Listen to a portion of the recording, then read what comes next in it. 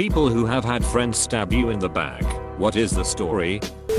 Made plans to go see a movie with my friends for my 16th birthday and planned it weeks in advance. Everybody bailed the day before EF, but I decided to still go see the movie.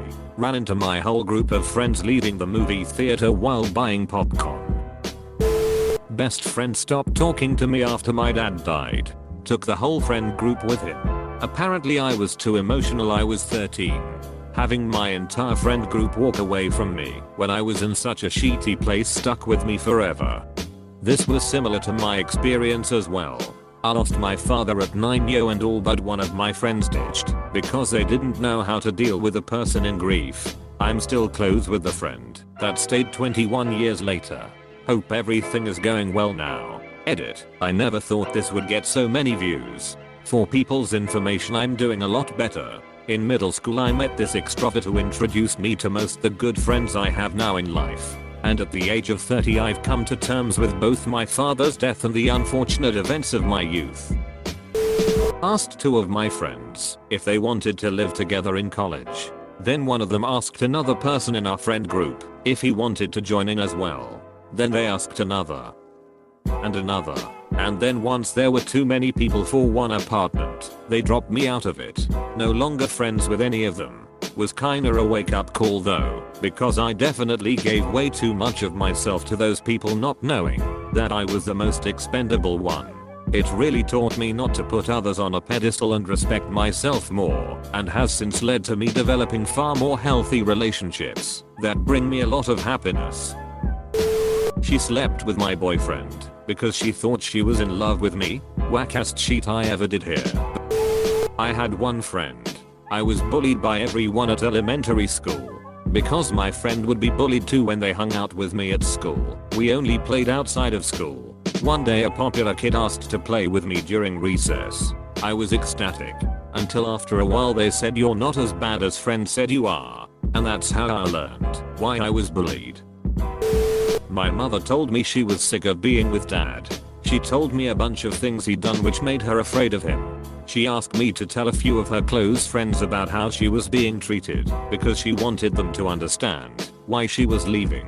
Then she decided to stay with him. So she told her friends that she had no idea what was wrong with me, but they should pray for me because it looked like I was going through something. My own mother stabbed me in the back.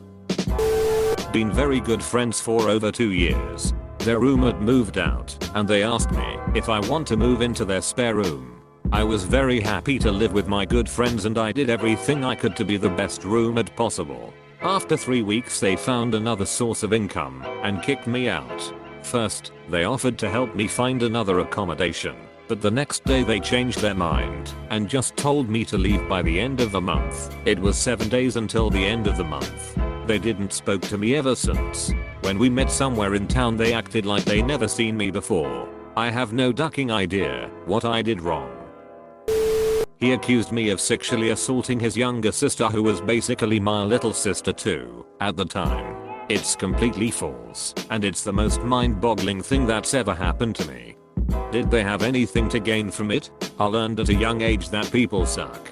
My stepmom and dad tried to claim my grandpa raped me just so they could use that in court to get custody of me.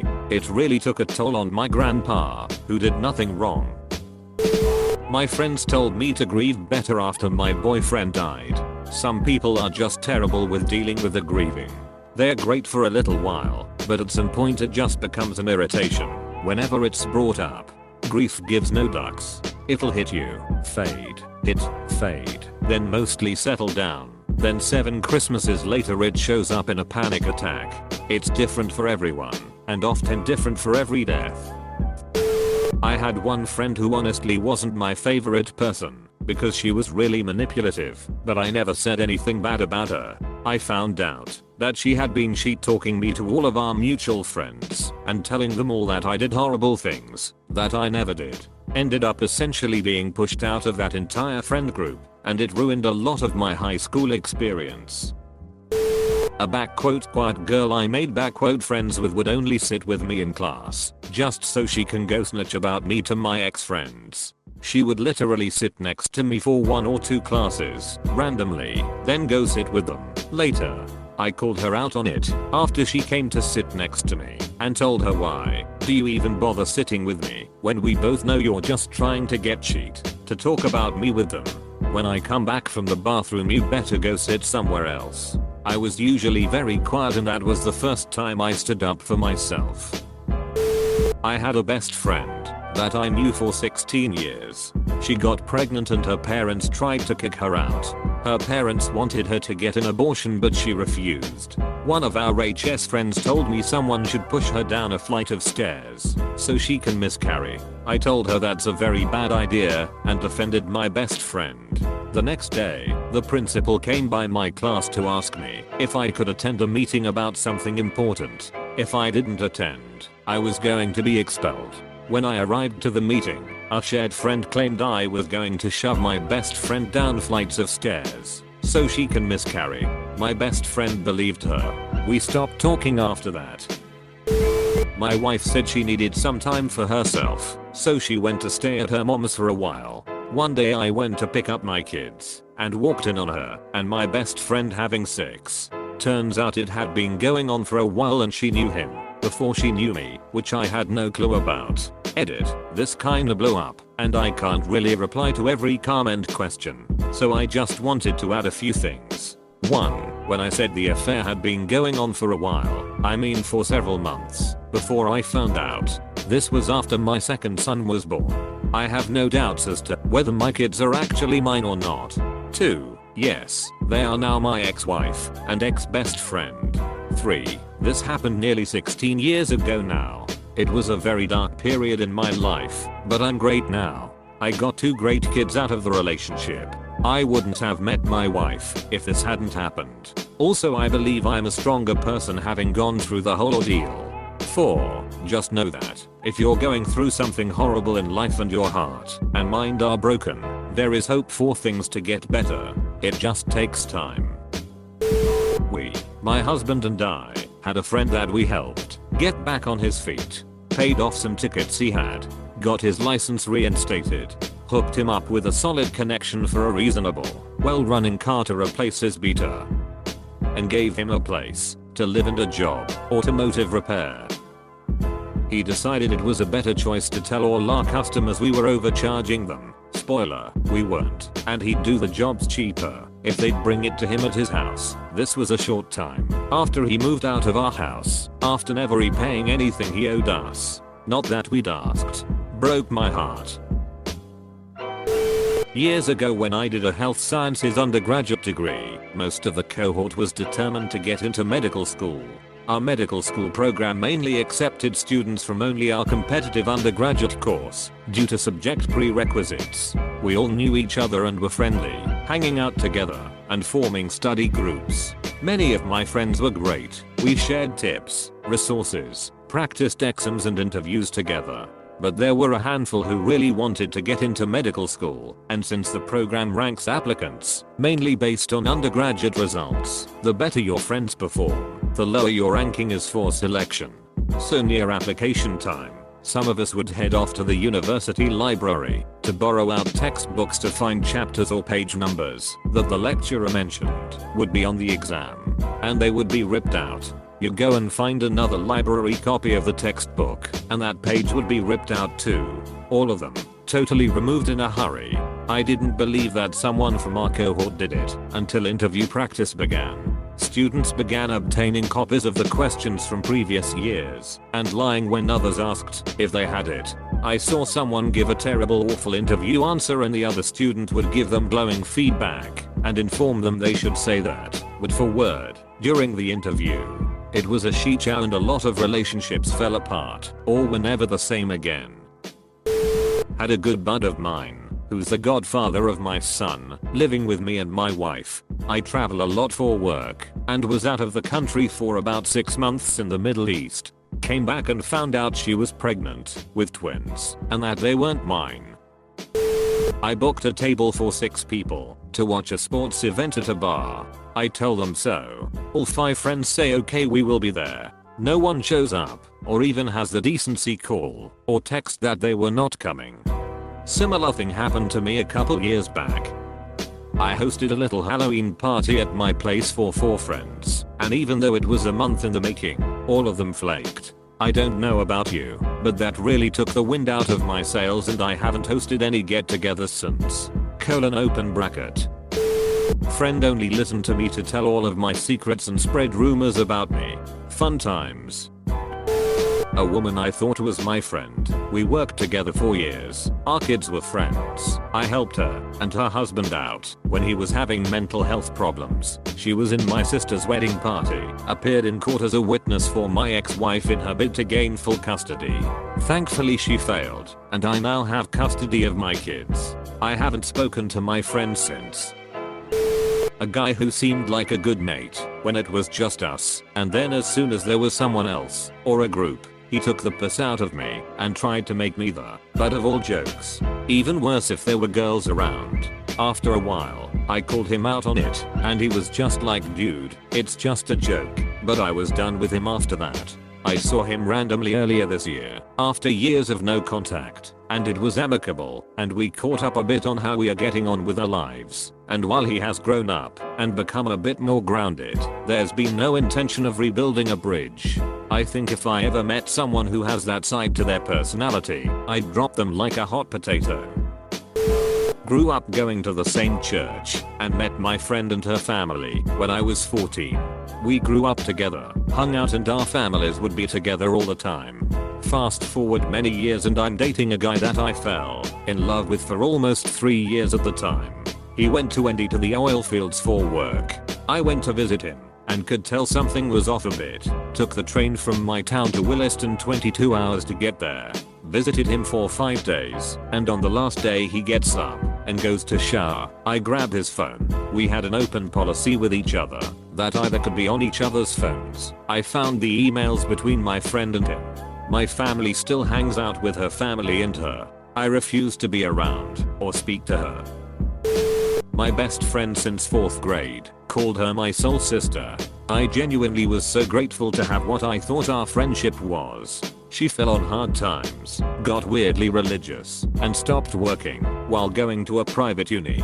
I was always there for her, shoulder to cry on, visited her all the time because she didn't have any friends and I knew she was lonely. Helped her with groceries and rent, helped her family out. One day she came over, and after buying her groceries, she told me a higher power has been telling her to cut me off for 2 years, and she had to listen. Now she wants to be friends again. Ice a hard note from me, dog. In 2014 I woke up January 1st in horrible pain. I ended up needing an emergency surgery to remove my gallbladder. I was a single mom to 2 kids under 5 and had just moved back to my hometown after living out of state. We'd had to leave a really cheating living situation and had only been back about a month, and I had not found a job at that point. I had had a really close family friend who had been living with me before I had moved back, and he ended up homeless. So I bought him an $80 bus ticket and got him back to our hometown and let him stay with me a few days. He quickly found another place to stay, but we had invited him to my youngest son's 2nd birthday, which is the 6th of January. I was like 4 days out from surgery at this point, and could barely make it down my stairs at this point, so he offered to go and pick up the pizza and cake for my son for me. We didn't have a huge party or anything. I was on food stamps and had cash assistance since my son's dad was not involved at all and did not pay child support. Even so, I offered for him to get himself a small pizza to take back to the girl he was staying with since her and her kids couldn't make it over. So party goes great. Everyone has a good time, especially both my kids. A few days later my grandma was going to go grocery shopping for me, so I go to get my card and realize it's not there. I never got it back from the guy, and I forgot he even had it, since I was all doped up on pain meds from surgery. I tried calling him like 5 times and he didn't answer, so I get onto my account online to check my balance and he took everything. I had like $600 in cash, paid my rent, and bought my kids the things they needed, and then I had like $750 in food stamps. All of it was gone. He let the girl he was staying with convince him to steal my money from me. I'd only use the money to buy the bus ticket and the pizza and cake for my son, since I'd been in the hospital for the first 4 days of the year and only home for 2 after that. It is still to this day the most intentionally ducked up thing anyone has ever done to me, mostly because it was such a huge duck you to my kids. Like who steals from a single mom recovering from a life-saving surgery on her kid's birthday? Especially after I helped him. Like holy shit. I had some friends who were always talking crap about me, found out from another good friend, and one day I came to school in my brand new jeans that costed around 150 euros, and they put glue on my chair while I was in the bathroom. I sat on it. I asked which one of them did it. None of them said a word. We went to the principal's office and these pos had the balls to say that I'd put it there to get them in trouble. Their parents were caught, and I earned around 200 euros and a new pair of jeans. In 7th grade she wrote a 10-page letter on all the reasons I should kill myself, and had all but one of my friends sign an agreement after I confided in her that I felt like something was wrong with me. Early and diagnosed depression. Go figure. The day she gave it to me was arguably the worst day of my life at the point, because my parents told my sister and I that they were considering divorce, and my grandmother died. My best friend begged my girlfriend to give him a blowjob. That was pretty brutal. Duck you. B. Told a friend a secret in high school: you suffer from major depression and social anxiety. Don't tell anyone. I'm seeing a therapist. That took a lot for me to say. I was making progress. Friend proceeded to tell the entire class. People thought I was crazy. That's high school. I stopped being friends with the few friends I had. I was more alone. I graduated high school with 0 friends. Thanks. Don't worry though. In college I blossomed into a bearded man with no fears. Life has been swell ever since. For several years, I was best friends with 2 other girls in my elementary school. We always hung out together at school and outside of school.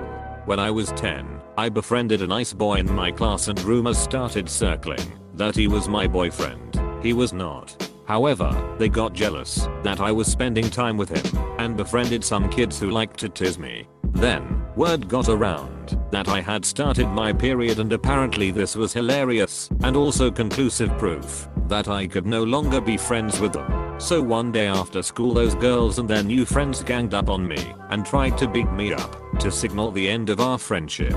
Then, when I was 11 I attended a new school and I became friends with these girls who were really nice to me. I was the only foreigner in the class and it was a bit difficult for me to adjust, so I was grateful that some students were being welcoming. They invited me to a sleepover to celebrate one girl's birthday, and they sexually assaulted me by groping me and trying to forcibly undress me despite my protests. Obviously, I was massively disturbed and after that, kept my distance. Then they had the audacity to ask why I was ignoring them. I don't know, because you clearly have no respect for me or my bodily autonomy. When you have multiple instances of friends harming you and betraying your trust during a pivotal point in your childhood, it seriously damages your ability to connect with others or maintain a healthy self-image.